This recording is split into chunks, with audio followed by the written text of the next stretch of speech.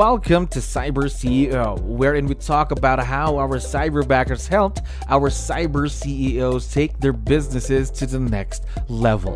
CyberCEO is powered by Cyberbacker, the world's leading provider of admin support services from anywhere in the world to anyone in the world. Please visit our website www.cyberbacker.com for more details.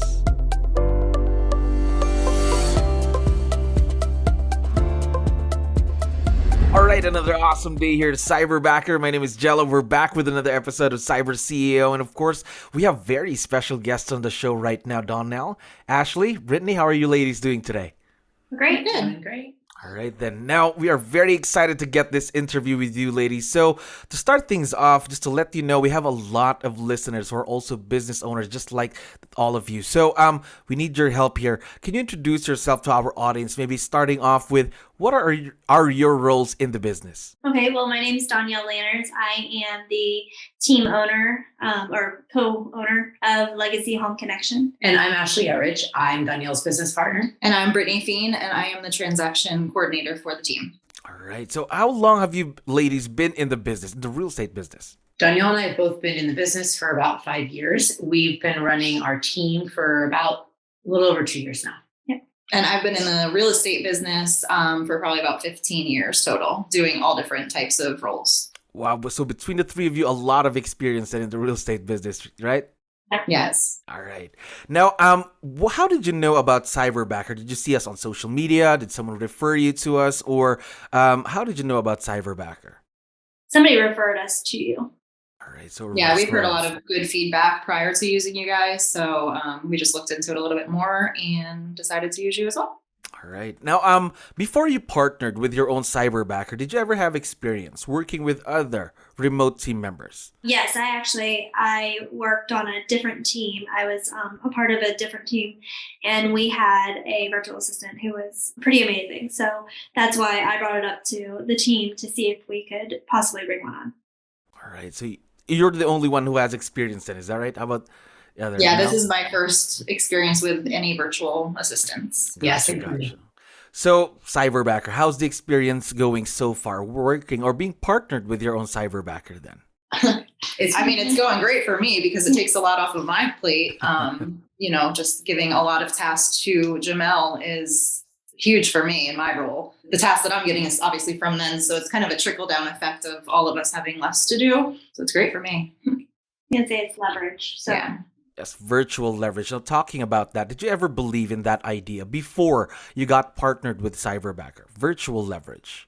I did because I had experience with it. I did not. We did not. I struggled with it a lot, actually. Okay. I had zero confidence in the fact that somebody that's not sitting next to me could even do half of what I need them to do. So it was definitely a shock that it was hard for me to have to put myself in that mindset. But once I did and started letting things go, it's been much better. Just to get there. How did you overcome that? Because we can call that as a challenge, right? Or a growth opportunity. How did you overcome that? Well, when you're constantly working late or getting up early or working weekends just to kind of stay on pace, you clearly know you're doing something wrong and you need a little bit of help. So I just had to swallow my pride, let things go, and give up responsibilities that I had to trust somebody else with. Again, it was a huge struggle. She's laughing. But it's true. I never would have thought I could rely on somebody not in the office, though. I think that's one of the things with Brittney really did not want to let go of that piece. She wants to make sure that she's a perfectionist and she knows that she can do all these things right. And so that was kind of one of her biggest challenges. Yeah. And now I think you had it a little too, though. Mm-hmm. Mm-hmm. Well, and I think so when we started the team before we had Brittney, it started with just Dawnelle and I. So I had that for a little bit at the beginning, even before we went to a virtual assistant or to assistant at all. But it definitely is a hard transition to understand how somebody who's not here can do what we're doing ourselves. Yes, of course. I think that's the main challenge when it comes to virtual leverage, right? Just giving up a few things and the trust factor as well. But I think through time, you would build that, right? Correct. Mm-hmm. Yes.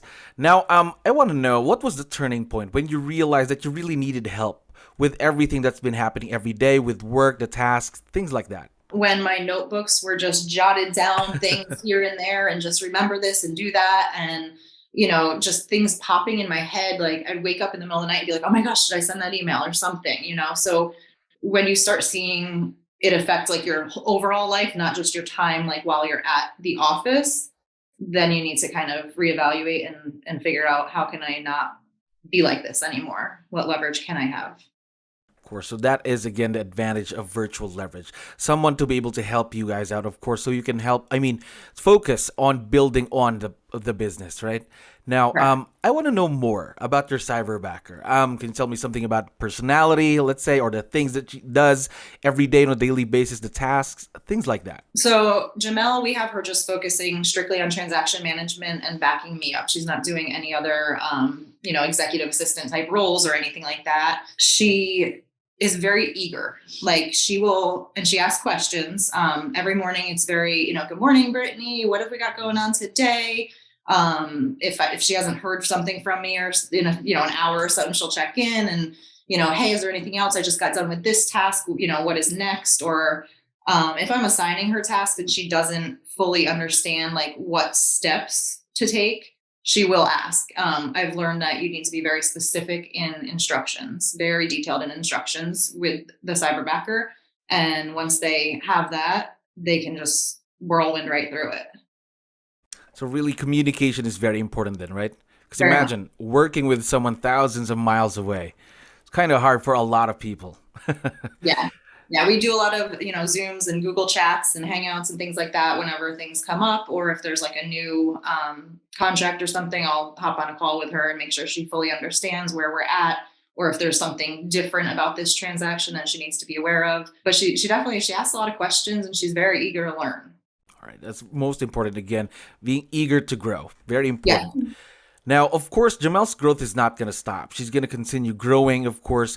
Now, what are some of the new things, probably new tasks that you're thinking about letting her do in the future for the business? Well, our business just took an extreme step in growth recently, and they started with another partner, our commercial division of 𝗙ecie. So that's a whole new world for all of us, really. And she's going to have lots of opportunities within the commercial world to learn and grow in her position as well, alongside us, because we're all kind of in that same boat right now. Of course, one team, right? Yep. Yep. Yes. Now, I can see that there's this partnership that's been built, this good working relationship that's been built between you three ladies and your Cyberbacker. How did it get there? I want to know what made this a successful partnership. Just open communication, I think. I'm pretty much the only one that communicates with our Cyberbacker, again, because she's only doing things that are related to my role. So just me being very clear with her asking me questions, and just her knowing that like I need to be able to trust her with this information, trust her with these, documents or due dates and things like that. And that's just built around, conversations and giving a little bit more tasks here and there to see how she can handle it. And, proving herself. So really the communication piece. How often do you talk to your Cyberbacker, 𝗙𝗯𝗆? We message quite a bit throughout the day. I email with her quite a bit. I'd say probably maybe once or twice a day. Some days I don't need to talk to her more than once.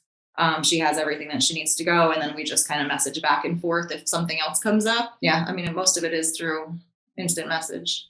So mainly just messages here and there about questions, some clarifications, things like that? Yep. Gotcha. Now, this question is for Ashley and Brittney as well. So since this is your first time working with someone virtual, I'd like to know, aside from the challenges that you've had with your Cyberbacker, any other growth opportunities that you think were key to having a successful partnership with Cyberbacker?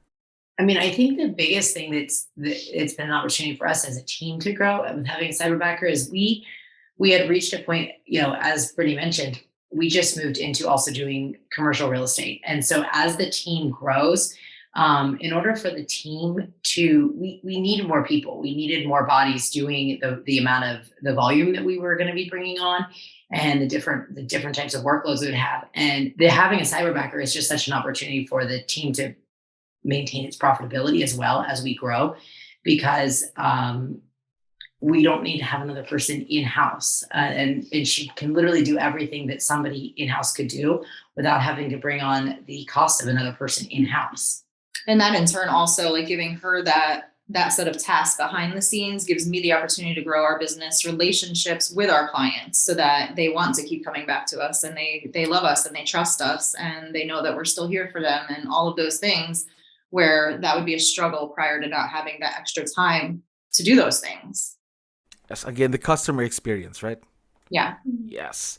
Now, I have one last question for you ladies. Now, as I mentioned earlier, we have a lot of listeners who are business owners. So what piece of advice would you be able to give them when they're partnering with their very own cyberbacker? Oh, I've got one. Okay. Interview until you find your hell yeah. That is huge. Do not settle. Not everyone is going to be a match. And once you find yours, it better be a hell yeah. And then you snatch her right up. Yep. Or him. Him. Her. Or him, yes. Right. How about you, Ashley? Yeah, and I was going to say, start before you think you're ready.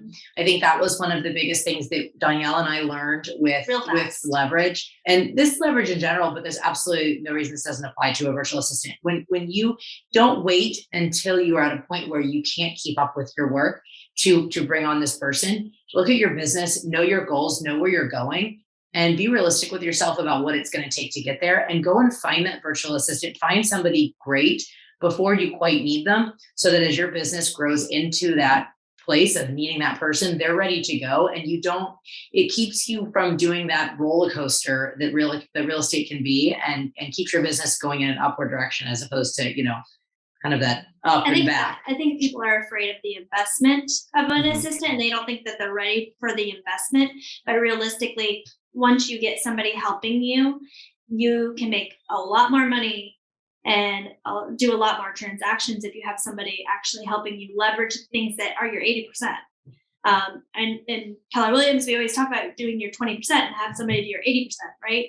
And I think that it's natural for most people starting out in business to try to keep everything to themselves, all the money to themselves. But realistically, this job shouldn't be every hour of the day.